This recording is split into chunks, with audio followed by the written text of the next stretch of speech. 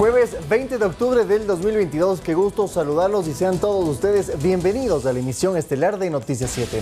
Tenemos importante información para compartirla con todos ustedes en esta noche, por supuesto, y hacemos una invitación también para que nos sintonicen a través de www.eltelegrafo.com.es, en Pública FM y a través de nuestras redes sociales. Es momento de revisar juntos los titulares de la jornada.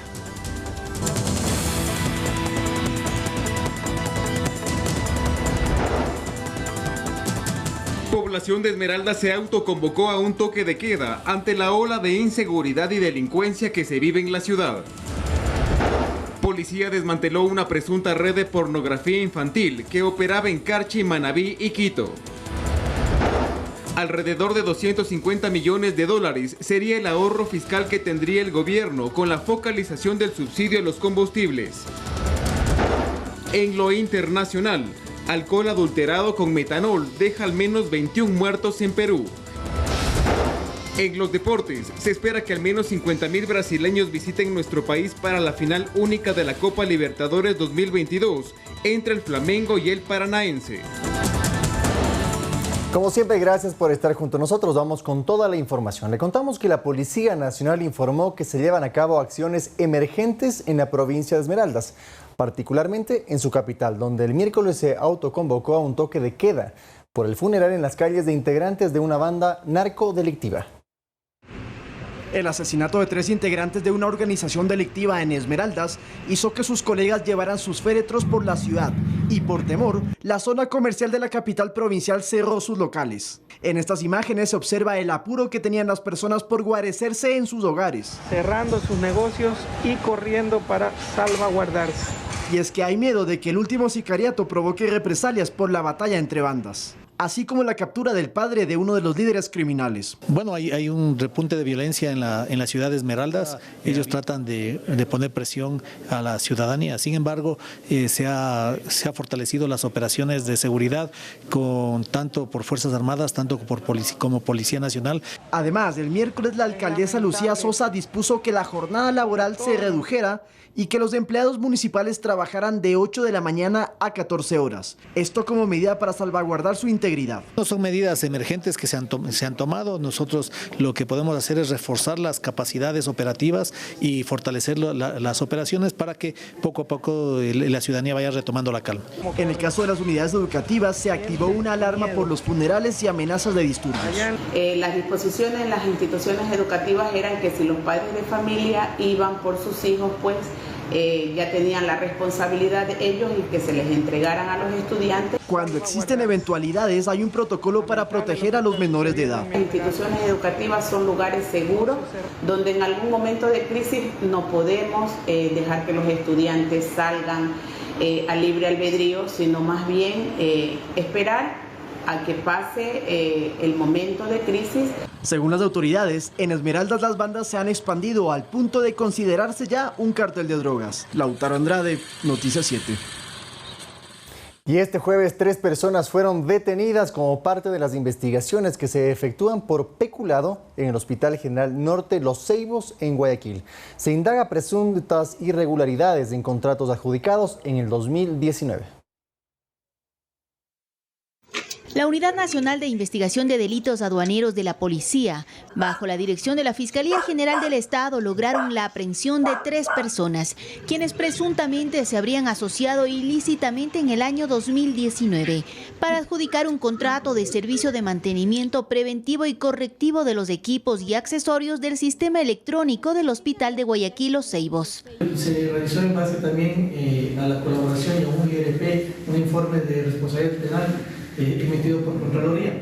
Según las autoridades, no se cumplió con los parámetros y especificaciones establecidos en la contratación pública, por lo que se habría beneficiado al proveedor, causando así un perjuicio al Estado de aproximadamente $291.000. Estos tipos de delitos no son de fácil resolución, sino que se necesita un análisis especializado, técnico y bastante dedicado para poder encontrar los elementos de convicción necesarios. Los detenidos son Bolívar J., Andrés C., funcionario del hospital, Jorge R., exfuncionario de la Casa de Salud. Su captura se logró en múltiples operativos que se desarrollaron en Guayas, Manabí y Pichincha. Entre los indicios que se recabaron para la investigación están sus celulares, laptops y varios documentos que les asociarían al delito. Olga Velasco, Noticias 7. 7 personas presuntamente dedicadas al delito de pornografía infantil fueron detenidas por la Dirección de Investigación de la Policía Nacional. Las imágenes las difundían en plataformas digitales. Para garantizar su permanencia durante la investigación, se les dictó a todos prisión preventiva. Labores investigativas en Carchi, Imbabura, Manabí y Quito permitieron identificar a varios ciudadanos que presuntamente promovían material de contenido sexual infantil. El operativo Luz de Infancia permitió la detención de 7 personas, entre ellas una ciudadana de Bielorrusia, quien era integrante y lideraba una estructura conformada por ciudadanos de Países Bajos para realizar y promover pornografía infantil y el turismo sexual acá en nuestro país. Entre los aprehendidos también existe una persona de Quito. Y en su entorno tenía un gran riesgo, ya que ellos estaban promoviendo un centro infantil de educación de refuerzo. Según las investigaciones, los capturados se dedicaban a la producción, almacenamiento y distribución de pornografía de menores. Los mismos que se obtenían imágenes para ser promovidos por las diferentes redes web y en donde estaban siendo objeto de abusos sexuales nuestros niños y adolescentes. Entre las evidencias se encontraron 11 terminales móviles y 17 dispositivos electrónicos como computadoras, flash y discos duros. Objetos utilizados para realizar las acciones sexuales y también indicios como son colchas y artículos de uso personal que relacionan directamente con los abusos sexuales. A todos los detenidos se les dictó prisión preventiva mientras dura el proceso fiscal. Edison Saavedra, Noticias 7. Y el comandante general de la Policía Nacional, Fausto Salinas, dio detalles de la búsqueda que se realiza de Germán Cáceres. Esto luego de que la madre de María Belén Bernal asegurara que tiene información de que se encuentra en Panamá. Hemos mostrado la línea de tiempo en el cual se emitieron los documentos legales que obligan a una acción policial. Se ha realizado todas las coordinaciones internacionales con nuestras pares, con nuestras policías a través de Ameripol, a través de la red ANFAS, a través de Interpol también. Y con estas palabras del comandante general de la Policía Nacional se refería a lo que se está realizando actualmente para encontrar a Germán Cáceres. Estamos en permanente coordinación para buscar más indicios que nos lleven a la captura. Si hay una institución que está interesada en que se capture a Germán Cáceres, es la Policía Nacional, y no vamos a agotar ningún esfuerzo hasta que eso se produzca. En días pasados, Elizabeth Otavalo, madre de María Belén Bernal, reveló que según información que manejan ella y sus abogados, Cáceres estaría en Panamá. Ya anunciaron. Se cometió en el interior de una institución de la policía, a manos de un agente de la policía, y quien investiga es la propia policía. Por lo tanto, yo sí creo que con el cese de las actividades investigativas de la DINASED y que pase esto directamente a control de la Fiscalía General del Estado, yo creo que sí habrá más transparencia. Cáceres ha sido procesado por ser el principal sospechoso del femicidio de María Belén Bernal el pasado 11 de septiembre dentro de la Escuela Superior de Policía. Actualmente está prófugo. Andrea Orbe, Noticias 7. Escuche con atención porque la prefecta de Orellana, Magali Orellana, denunció un presunto atentado en contra de su equipo. Desconocidos habrían disparado contra la casa de uno de sus escoltas. Aproximadamente a las 5 de la mañana del 8 de octubre, personal que brinda seguridad a la prefecta de Orellana, Magali Orellana, habría sufrido un ataque. Fueron a su casa 2 motos y un sujeto en una de las motos dispara 2 veces en la casa, obviamente disparos estruendosos. Durante el presunto atentado le habrían dejado un mensaje. Lo que le dicen es que le van a reventar las piernas, o le van a destrozar las piernas, que ya no me brinde seguridad, que me van a secuestrar. Además, 2 vehículos los habrían perseguido por varios días. El hecho fue denunciado en la Fiscalía Provincial, pero al no tener respuesta, acudieron a la capital. Porque si no íbamos a la Fiscalía General, acá tampoco pasaba nada. El fiscal provincial tuvo manifestar, decir es que la prefecta no ha denunciado. Sí, denunciamos hace más de 10 días. Asegura que tras el incidente, su escolta ahora tiene miedo de salir a la calle. Él está con miedo. Es más, ahora él ya no me acompaña porque teme su vida, teme por su vida, por su seguridad. Edison Saavedra, Noticias 7. Cambiamos de tema y le contamos que el Ministerio de Salud informó que a través del Fondo Rotativo de la Organización Panamericana de Salud, OPS, adquirió 5.800 dosis de vacunas contra la viruela del mono. Las primeras 1.800 dosis ya están en Ecuador y se espera que en noviembre inicie su aplicación. En una fase inicial se administrarán a personal sanitario en alto riesgo de exposición al virus y se centrará en las provincias que registran la mayor cantidad de casos, como Pichincha, Guayas, Azuay y Cotopaxi. Mientras que en las siguientes etapas se realizará la vacunación a contactos de casos confirmados y posteriormente a población vulnerable. Actualmente Ecuador registra 212 casos de viruela del mono.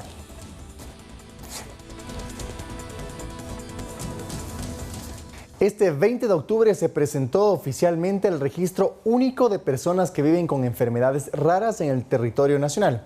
Esto con el objetivo de tener mapeadas las enfermedades en todo el país. Desde el Hospital Pediátrico Vaca Ortiz, este 20 de octubre, se realizó la presentación del registro único de personas que viven con enfermedades raras, denominado REWER. Francisco Pérez, viceministro de Gobernanza subrogante, explica que este registro les permitirá trabajar en la política pública para mejorar la condición de vida de quienes las padecen.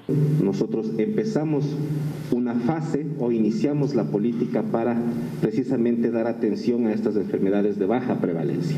Por su parte, Erika Almeida, coordinadora del APA, explica que visibilizar la realidad de estas personas es una forma de tomarnos en cuenta en el sistema de salud. Y que será punto de partida, seguramente, para garantizar lo que verdaderamente todos deseamos. El ministro de Salud, José Ruales, resaltó que los pacientes con enfermedades raras deben ser el foco del Ministerio de Salud. Nos vamos a buscar que todos tengan, sin importar el tipo de enfermedad o el costo del tratamiento, que se pueda acceder. Y agregó que parte del registro en una primera fase es el voluntario y también por parte de los centros de diagnóstico.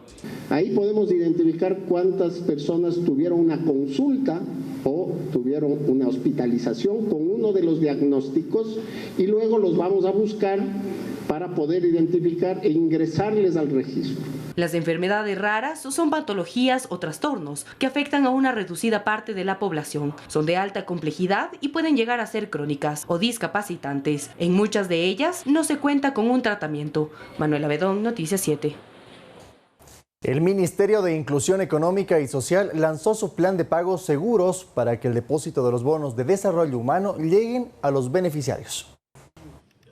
Este 20 de octubre, el ministro de Inclusión Económica y Social, Esteban Bernal, anunció que arranca el proyecto Pago Seguro, que busca garantizar la entrega de los bonos que da el ministerio. Hoy el Estado ecuatoriano entrega 1.300 millones de dólares que se beneficia a 1.458.000 núcleos familiares en el Ecuador. Algunas de las problemáticas para resolver son la suplantación de identidad y la existencia de mafias que interceptan estos bonos. Que lamentablemente tomaban los nombres inclusive de ecuatorianos y ecuatorianas fallecidas, de adultos mayores que no eran registrados.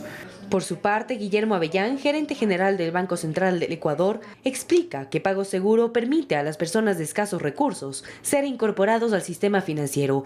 Que posteriormente le va a permitir tener acceso a diferentes servicios, incluido créditos. Los beneficiarios podrán abrir una cuenta bancaria en una de las 301 entidades financieras en todo el país. Los pasos y requisitos son los siguientes: acercarse a las oficinas del sistema financiero, solicitar el tipo de cuenta que desea aperturar con su cédula de ciudadanía original y copia. Además, deberá llevar los documentos que la entidad le solicite. Para realizar el registro de su cuenta en el MIES, debe ingresar a pagoseguro.inclusión.gov.es, registrar los datos personales y los datos de su cuenta. Si es que tiene algún inconveniente, puede acercarse a los balcones de servicio. Manuela Bedón, Noticias 7.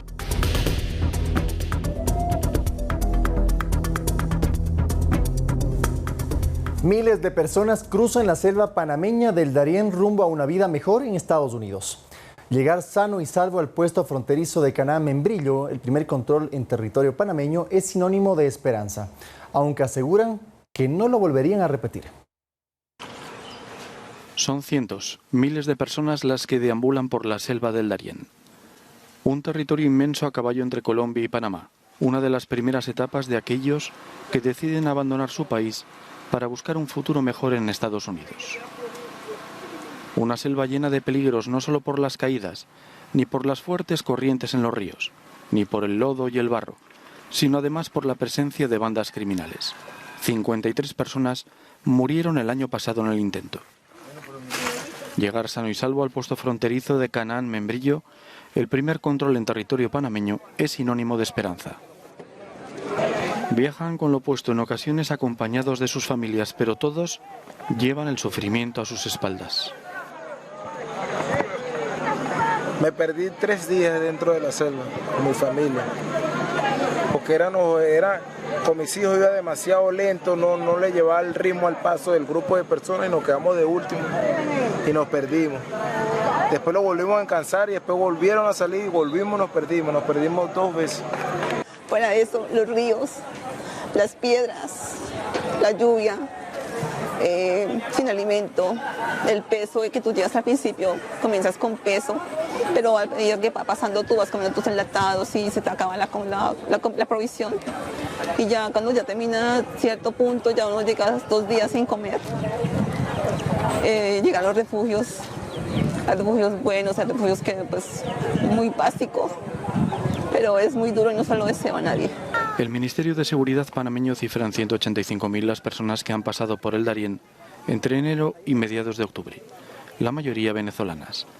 El viaje continúa, aunque cunde el desaliento al saber que Estados Unidos expulsa a los venezolanos que entran en el país de forma irregular y autorizará únicamente 24.000 visados. Amigos televidentes, nos vamos a una pequeña pausa, pero al regreso le contamos que este viernes 21 de octubre la Fundación Jonathan dará un concierto solidario para recaudar fondos para las 7.000 familias que ayudan cada mes, especialmente a niños con discapacidad y adultos mayores. Ya volvemos. Gracias por seguir junto a nosotros. Vamos con más información. Este jueves se realizó la primera reunión entre el gremio transportista y el gobierno nacional, tras lo acordado entre ambas partes la semana pasada. El encuentro se efectuó en el ECU 911 con la presencia del ministro del Interior, Juan Zapata. Cada 15 días volverán a reunirse para evaluar los resultados, por lo que se dispuso que a la interna haya más diálogo entre los transportistas y las entidades de gobierno. También se planteó que los municipios envíen delegados porque es el eje central de la seguridad en las carreteras. Se trató específicamente sobre la seguridad en carretera. Se habla de un escuadrón de carretera y también sobre el fortalecimiento de lo que tiene relación a transporte seguro. El compromiso es sobre los avances de las playas de seguridad que habrá en carreteras. Tienen que ser ya de una manera tal que se diga ya están instaladas las cámaras de vigilancia, está instalado un grupo de policías, es decir, tenemos que venir con resultados y vamos a hacer hincapié inclusive sobre la expedición ya del reglamento de aplicación a la ley que está vigente desde el 10 de agosto del 2021, la ley de tránsito, y no tenemos todavía un reglamento de aplicación. En la Asamblea Nacional los votos no alcanzaron ni para la ratificación ni para el allanamiento a las propuestas del presidente a las reformas de la ley de comunicación. El veto entonces entraría en vigencia directamente. El cabildeo no alcanzó. La iniciativa de UNES de ratificarse en el texto que propusieron antes del veto del Ejecutivo a las reformas de la ley de comunicación no consiguió los 92 votos que se necesitaba y hubo oposiciones. Este es un momento trascendental, señor presidente, para aquellos que se juegan la vida en la construcción y en la aproximación a la verdad. Cuando hablamos de un proyecto de ley de comunicación, estamos hablando de los cimientos de la democracia y la libertad. Tampoco sumó voluntades del allanamiento total a la objeción del presidente Guillermo Lasso. Lo que sí se aprobó fueron los artículos 4 y 43 que se pone a tono al dictamen de la Corte Constitucional. Con ello el veto entrará en vigencia cuando venza el plazo que tenía el Pleno. Andrea Orbe, Noticias 7. Escuche con atención porque alrededor de 250 millones de dólares sería el ahorro fiscal que tendría el gobierno al aplicar la focalización de subsidios a los combustibles. Desde las organizaciones indígenas se efectúa el seguimiento para que los acuerdos se empiecen a ejecutar de inmediato.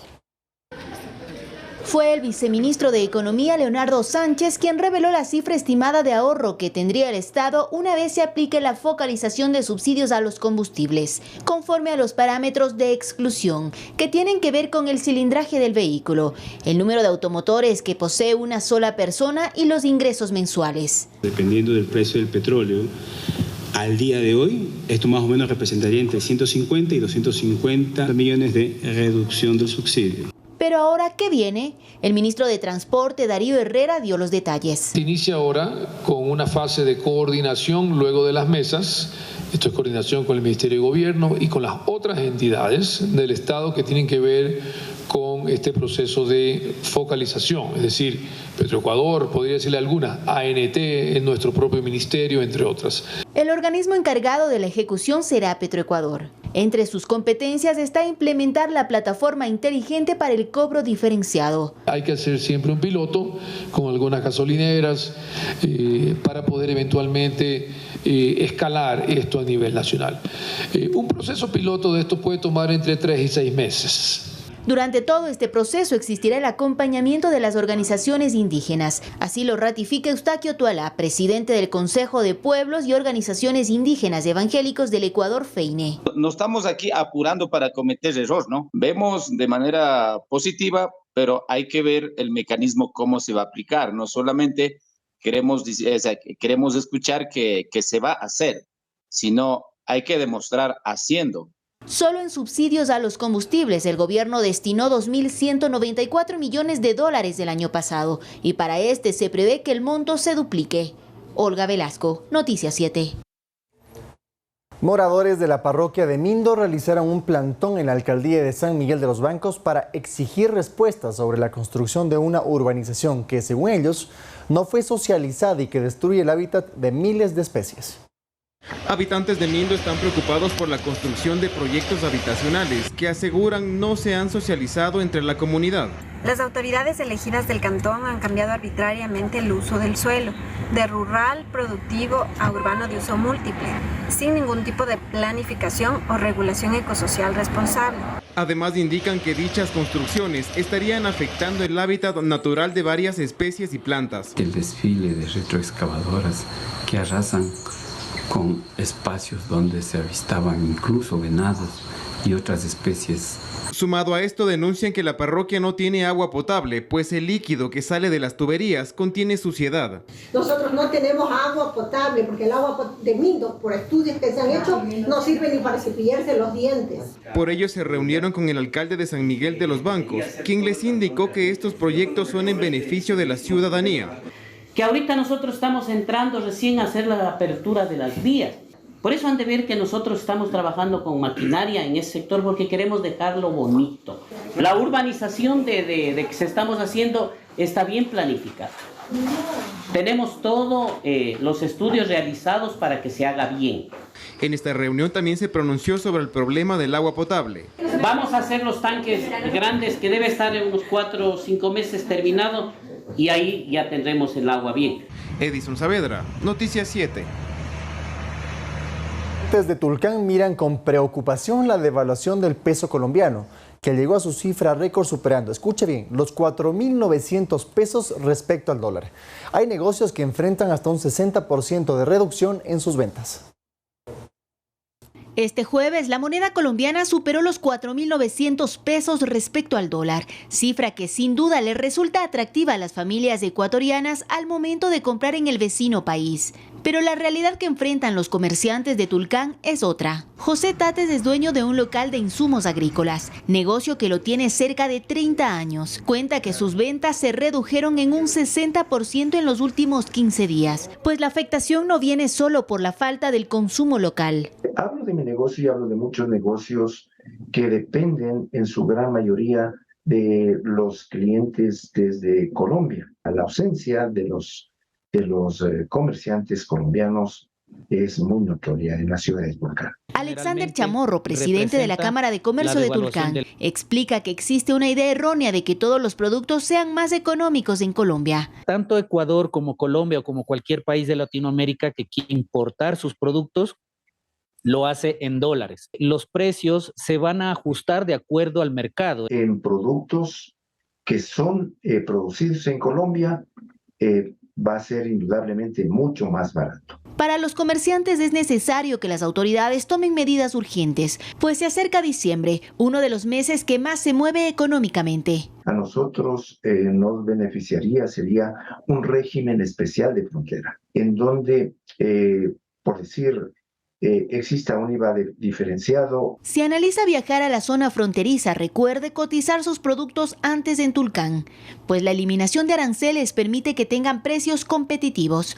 Además, tome en cuenta la legalidad y garantía que obtendrá. Olga Velasco, Noticias 7.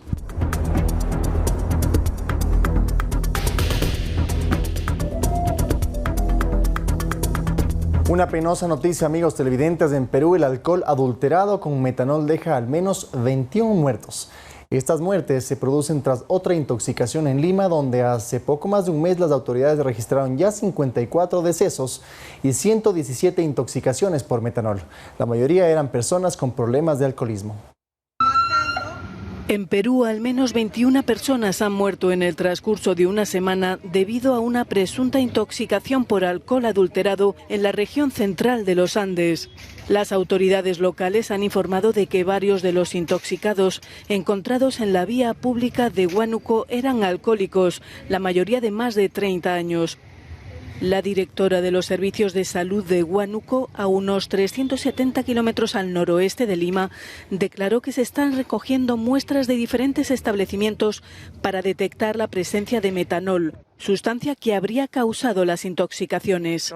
Ya saben que es un operativo multisectorial, ya con la Fiscalía, la Policía, la Municipalidad, la Direza Huánuco y otras instancias para poder hacer la toma de muestra de estos locales donde expenden estos, digamos, aguardientes, ¿no? Como es lo que ya han identificado. Entonces, estas muertes se producen tras otra intoxicación en Lima, donde desde hace poco más de un mes las autoridades registraron 54 muertos y 117 intoxicaciones por metanol. La mayoría eran personas con problemas de alcoholismo. Las autoridades inspeccionan el mercado local en busca del origen de la intoxicación, tomando muestras de los numerosos licores baratos que se venden.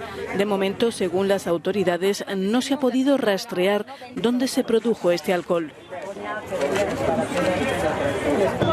Nosotros si hubiésemos querido que esto lo hagan antes que ocurran tantos decesos. Siempre hemos estado haciendo algunas requisas, pero no han sido suficientes, ¿sí? El metanol es una versión tóxica del alcohol, no apta para el consumo humano. Se utiliza en la elaboración de disolventes, pesticidas o como una forma de combustible. El martes las autoridades sanitarias de Lima detectaron metanol en bebidas alcohólicas de 2 marcas locales que al parecer fueron adulteradas, por lo que ordenaron retirarlas del mercado. En pocos minutos venimos con el segmento deportivo, pero hasta tanto le contamos que faltan 9 días para que Guayaquil sea sede del evento deportivo más grande de los últimos años, la final única de la Copa Libertadores 2022. Se espera que 50.000 brasileños visiten el Ecuador en el marco de este encuentro futbolístico. Los ojos de 5 billones de personas se posarán sobre Guayaquil el 29 de octubre, cuando los brasileños Flamengo y Atlético Paranaense se enfrenten por el título de campeón del torneo más importante de América. Para garantizar la seguridad de los visitantes, un plan operativo entrará en marcha del 24 al 31 de octubre. Esperamos el arribo de aproximadamente entre 200 y 300 aeronaves, es decir, vuelos extras que llegarán al país. Los turistas llegarán por vía aérea desde el 27 y los aviones en los que viajen serán estacionados en los aeropuertos de Quito, Manta, Latacunga, Salinas y Cuenca. Pero a ello hay que sumar a los fanáticos que ingresarán por la frontera sur. Se tiene establecido hasta el momento aproximadamente entre 150 y 170 buses con 9.000 personas. Guayaquil es una de las ciudades más violentas del continente, por lo que se dispuso un contingente de 10.000 policías ubicados en puntos claves como sitios turísticos, hoteles, centros de entrenamiento y locaciones asignadas para hinchas. Tenemos los 1.564 policías que se graduaron,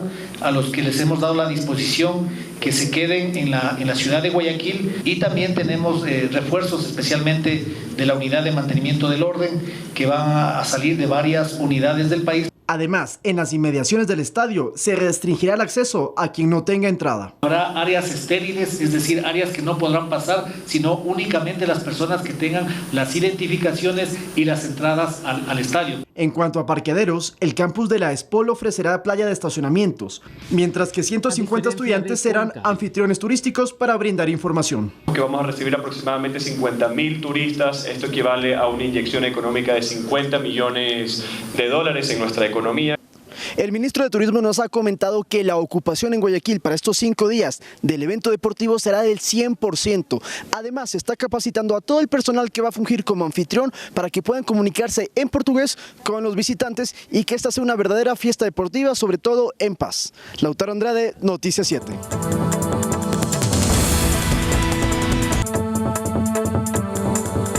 Vamos a seguir, amigos televidentes, con las noticias del mundo. Atención, porque diversas reacciones causó en Colombia el asesinato reciente de otro periodista. La Fundación para la Libertad de Prensa exige que se pueda esclarecer la muerte del comunicador Rafael Moreno.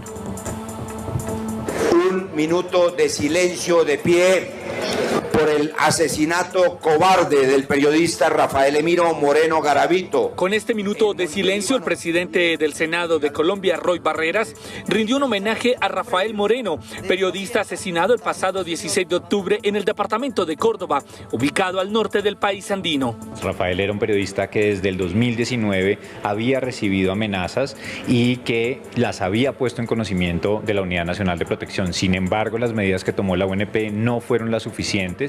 La Fundación para la Libertad de Prensa de Colombia asegura que este asesinato se pudo evitar, ya que en el mes de julio del año en curso se había informado a las autoridades de 2 nuevas amenazas en contra del comunicador. Lamentablemente, el día que fue asesinado, el 16 de octubre, pues él solamente tenía un hombre de protección que además no lo estaba acompañando ese día, por lo tanto estaba completamente indefenso. Camilo González, director del Instituto de Estudios para el Desarrollo y la Paz, INDEPAZ, solicita que sea aclarada la muerte de Moreno. ¿En qué condiciones el escolta puede irse de vacaciones el fin de semana? ¿Quién le cabe responsabilidad por la desprotección ese fin de semana?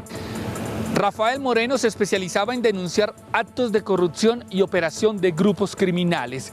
3 periodistas han sido asesinados en lo corrido de 2022 y 210 han recibido amenazas de muerte en Colombia. Jair Díaz, Voz de América, Bogotá. El viceministro de Exteriores de China mostró su preocupación por la crisis de Ucrania y se preparan para evacuar a sus compatriotas en ese país. Unos 5.000 ciudadanos chinos estaban censados en la embajada de Kiev. El funcionario advirtió que no permitirán ninguna intromisión interna sobre Taiwán en referencia a la posición norteamericana sobre la isla. El gobierno chino ha preparado un contingente para evacuar a todos sus ciudadanos que residen en Ucrania, incluyendo su personal diplomático no indispensable, tras el giro de la guerra en ese país. Tenemos en cuenta la situación de seguridad actual en Ucrania y por ello la embajada está organizando la evacuación de nuestros ciudadanos, ha dicho el viceministro de Exteriores Mao Xiaowon. La pandemia de COVID, en otro caso, dijo que la crisis energética provocada por la guerra nos hace reflexionar a todos lo importante de vivir en la comunidad, ha reflexionado uno de los funcionarios ante los periodistas reunidos en Beijing.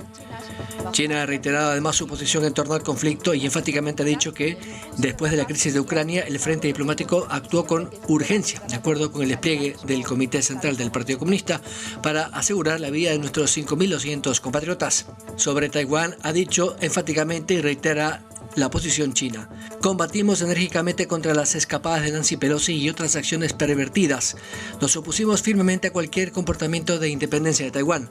Reprimimos resueltamente la interferencia de fuerzas externas y consolidamos aún más el consenso internacional de China, ha dicho el vicecanciller. Además de ello, Shen Bailey, viceministra del Departamento de Enlace Internacional del Comité Central, se ha referido al trabajo externo del partido en asuntos exteriores al afirmar que se están implementando una estrecha colaboración con varias regiones y departamentos, con el caso de América Latina y otras del sudeste asiático.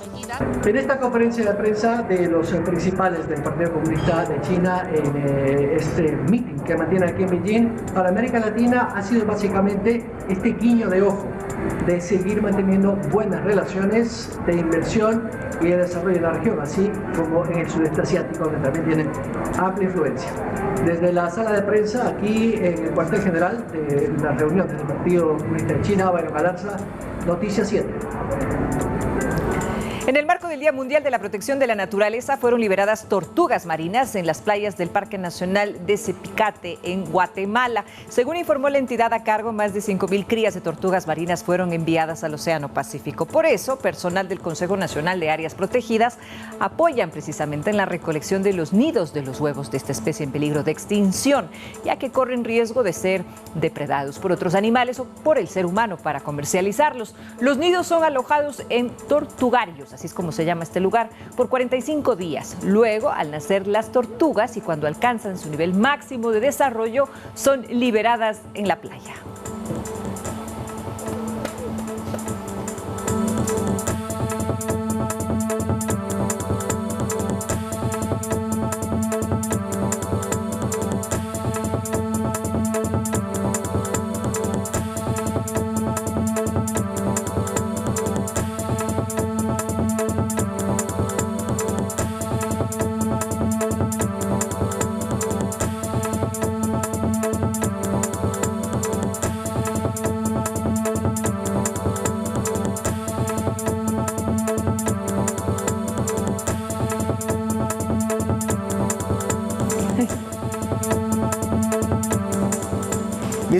Con 56 minutos, amigos televidentes, y antes de terminar el noticiero queremos contarles que este viernes 21 de octubre Fundación Jonathan dará un concierto solidario para recaudar fondos en beneficio de 7,000 familias que ayudan cada mes, especialmente, Vero, a niños con discapacidad y adultos mayores. Así es, amigos televidentes, en la siguiente nota les vamos a contar exactamente cómo ustedes pueden colaborar y les recomendamos que lo hagan con esta noble causa. Es amor, cariño, comprensión, todo. Con estas palabras describen los beneficiarios a Fundación Jonathan, que durante 21 años ha ayudado a niños y jóvenes con discapacidad y adultos mayores. Katia Avilés, directora y fundadora de la fundación, cuenta que cada día se sirven 3 comidas, se da atención médica y se ayuda con medicinas e insumos para las familias. A 400 a 500 familias, ¿no? Empezamos con un desayuno y luego tenemos todo un programa de integral que la Fundación Jonathan desarrolla, pues en beneficio de cada uno de nuestros niños y adultos mayores. 7,000 familias pertenecen a esta fundación y algunas, como Elsa Flores, han sido parte desde el primer día, viendo cómo se esfuerza Katia Avilés a diario. Es como una madre que busca el pan del día para nosotros, ¿no? Entonces pedimos a Diosito que le dé vida y salud para que ella siga así. Este viernes 21 de octubre realizarán un concierto solidario en la capital para recaudar fondos y así poder cubrir sus necesidades. Tanques de oxígeno, necesitan sillas de ruedas, pañales, alimentos y también sus medicinas para poder seguir adelante. Si usted desea comprar una entrada, puede hacerlo directamente en la Fundación Jonathan en el sector del Dorado frente al ECO 911 en Quito o al celular 0999-713078. El concierto será este 21 de octubre a las 20 horas y el costo de cada entrada es de $5. En caso de que no pueda asistir al concierto y desea hacer una donación, puede hacerlo a la cuenta corriente del Banco Pichincha 3267928204 a nombre de Fundación Jonathan. Si usted gusta sumarse en esta causa, pues nosotros lo esperamos siempre con los brazos abiertos y con un corazón agradecido. Manuela Bedón, Noticias 7.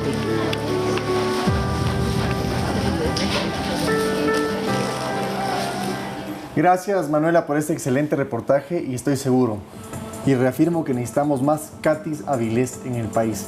Qué linda gestión que hace, la conozco en persona, Katy, y es digno de resaltar. Más seres humanos como este necesitamos en nuestro país. Sin duda alguna, muy buen mensaje, Feli, así es. Y por supuesto, la invitación para que todos nuestros amigos televidentes puedan colaborar, puedan adquirir las entradas. También se receptan las donaciones de los insumos que se necesita para poder ayudar a estos jóvenes y adultos mayores. Así es que les invitamos, amigos, a que puedan participar y, ¿por qué no, disfrutar mañana de este evento solidario? De lindas presentaciones artísticas. Amigos televidentes, ponemos punto final a esta emisión de noticias, no sin antes de agradecerles por siempre estar junto a nosotros.